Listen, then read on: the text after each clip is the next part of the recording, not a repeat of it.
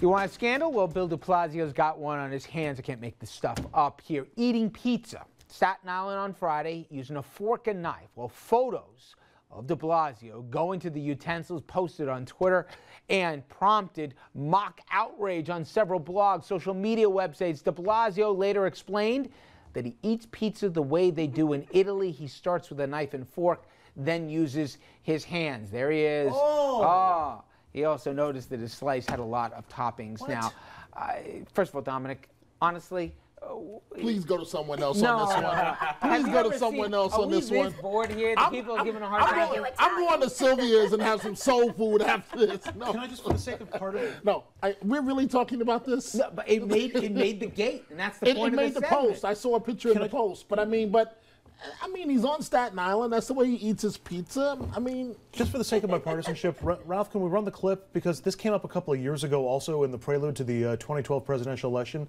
You had Sarah Palin, who was in New York and visiting with Donald Trump. Really talking about this? Yeah, and they both ate their pizza with a fork and a knife. There you go. Yeah. There's Donald. They're both eating with a fork. So it's Republicans too. It's all Democrats. Why are we talking about this, Italian. I eat my pizza with a fork and knife. Okay. What I want to get to it is, and Andy made the point before, we started with a good gate. I mean, a good gate. A serious gate. Watergate. But this after is the that, actual name of a hotel, by the way. We threw out gates all over the place here. You've covered stupid stories where all of a sudden they get the gate, right? It's Bridgegate lately. Okay. Bridgegate. Hey, nice try. Yeah, I knew you were going there. But my point is, we are so lazy. We copy TV shows, make them into Broadway plays. Movies are remakes of everything. We can't even come up with our own scandals anymore. It is amazing to a certain degree.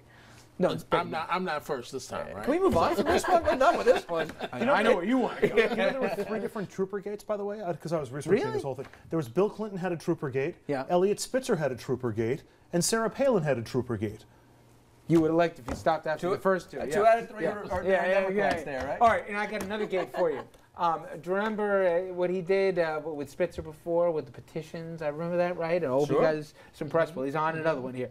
Gaspard Gate, let's call it. He's got a violent name to it. Gaspard Gate. Okay. Go over. You're naming it. You go ahead and tell him. No. Simply put, when you're the U.S. ambassador to South Africa, with you. Go ahead. Why are you out there getting involved in a mayor's race? In August, prior with Bill to his, de Blasio. With Bill de Blasio, right? A partisan election. You don't do that with your U.S. ambassador. In August, he was sworn in as U.S. ambassador.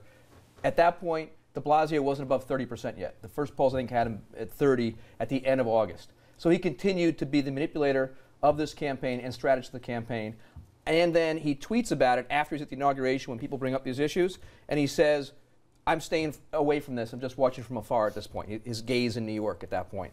And then at the top of that, Randy Weingarten from UFT tweets that he's a strategist for de Blasio. This is not something that's permitted as a U.S. attorney, and someone had to call him on it. So we stepped up and did it. As a U.S. ambassador. As a U.S. ambassador, that's right.